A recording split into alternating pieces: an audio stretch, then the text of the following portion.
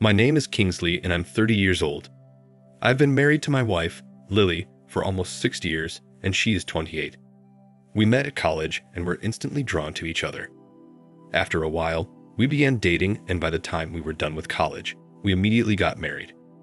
We both had great jobs and our relationship was absolutely amazing. For the first 4 years of our marriage, everything felt like the honeymoon phase, and then in the 5th year, things started to change. She began acting differently, and I knew I needed to act right then and there. I suggested that we go to couples therapy or something to get our relationship back on track, but she declined it, saying that we didn't need therapy, that she just needed some time for herself. Being the gentleman that I am, I gently agreed to her request. Within that period of her needing time for herself, we didn't have intimacy because each time I tried to initiate one, she ended up declining. It always resulted in an argument to the extent that we both started sleeping in separate rooms. Things really started to come into full focus because that was when I started to hear more and more news of infidelity on my social media. So, I started having little doubts and I began thinking to myself that this can't be what's happening inside of my actual life. It was things like her laughing at her phone, walking away when she's taking phone calls, and going to a separate room when I walk into one room so she can finish her conversation with the person she's talking to. These are all attitudes and things that she wasn't doing prior to the time she told me she needed space for herself. So, at that point, I knew for a fact that she could be cheating, but I didn't have any proof yet. I would ask her who she was talking to, and she would just say it's her mother.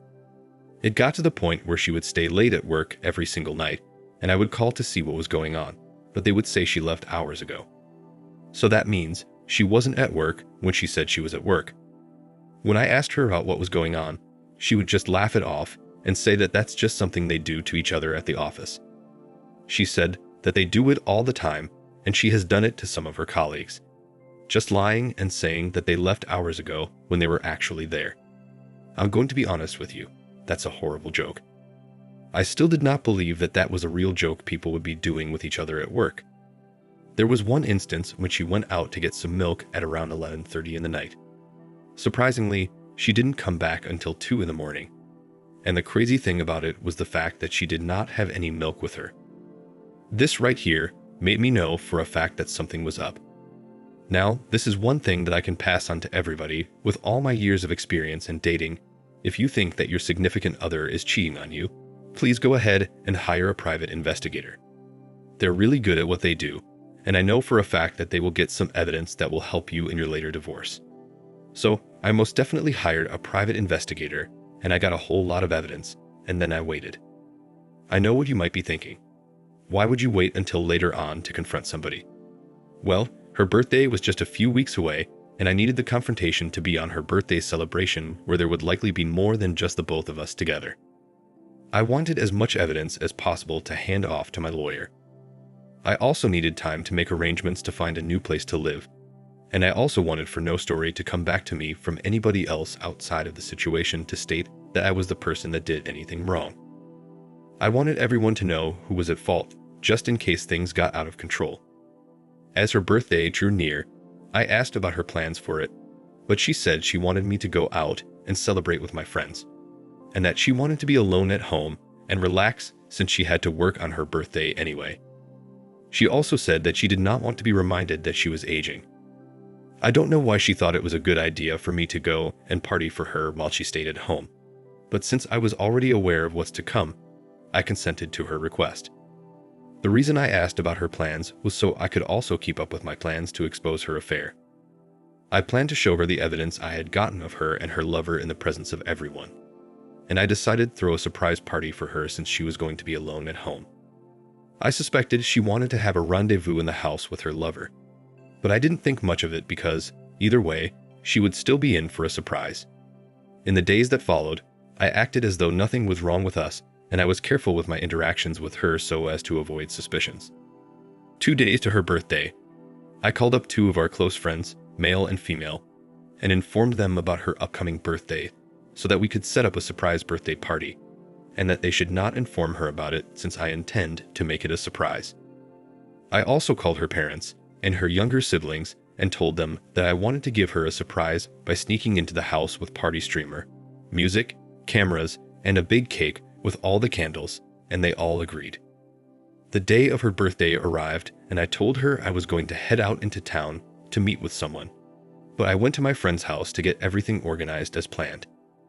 After a few hours, I made sure everyone was present just right outside of our apartment. We all got up in the elevator and her mother was holding the cake. The whole time, I was trying to keep everything smooth, reminding everyone that they need to be as quiet as humanly possible.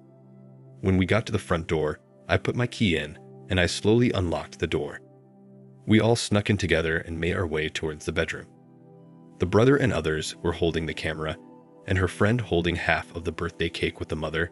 I looked back at everybody, and they were all grinning from ear to ear, ready for the surprise of the woman they all love. I threw open the door, and we all yelled surprise at that exact moment. Shockingly, the surprise was on us all. There was my wife, all laid out in the middle of the intimacy with her lover right there, staring at us wide-eyed in the middle of a thrust. Her mom dropped the cake, the sister screamed, the father trying to cut the camera off. I was just horrified.